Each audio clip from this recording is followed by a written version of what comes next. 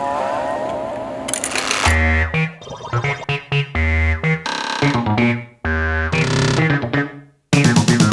was a collector of arcade games. I had 4 games in my apartment. They were very popular when I'd have parties. So when we were getting ready to open the bar, we were trying to think of a theme, and we kind of looked at my games and thought, wouldn't it be fun to fill this space that we were about to rent with 30 vintage arcade games. I think people like arcade games and games, whether they're old or new. All we're doing is basically opening an arcade but adding a bar to it. Bar concepts have a lifespan of a couple of years, say, and then people want to do something different, or a bar owner changes the concept. So we didn't really know how long it would last. The back catalog of classic video games is so big that we can continually keep things fresh by rotating and changing the games just like any arcade would. So it kept people coming back. Our audience is a wide variety of people. We get a lot of people in their 40s and 50s who remember these games the first time around, and of course they're like super excited about it. But of course people my age like that do not go out like they used to, so we actually have way more younger people who are experiencing these games maybe for the first time in their original, the way they were intended. So there's a bit of newness to them, even though they're classic games. And now we kind of have a sprinkling of everything from like the late 70s to late 90s.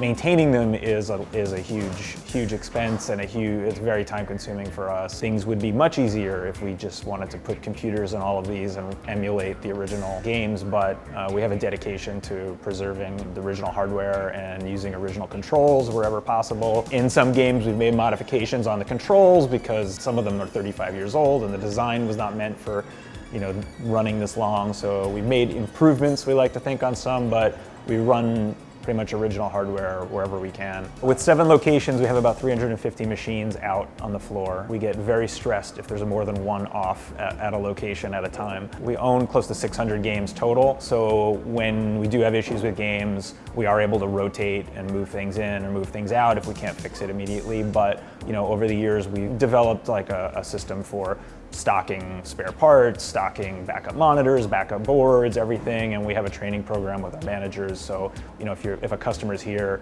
and a game is not working, they can go to the bar, they can say they're having a problem. Most issues can be fixed by the manager who's just working on the floor, and I think that probably separates us from a lot of arcades at this point, where we can do on-the-fly maintenance and repairs. But we can't always do it. They're old and they're really buggy and a lot of work. Classic games have an appeal, though, that is timeless. I mean, they're beautiful in their simplicity, but they're incredibly challenging. They're much more difficult than they seem. I mean, just like a game like Millipede looks like super simple, just shooting the bugs that are coming down on you, but it's impossible for anybody. Like, most people put a token in there and they're done in a minute. It's simple, it's challenging, it's addictive, and you can have a beer.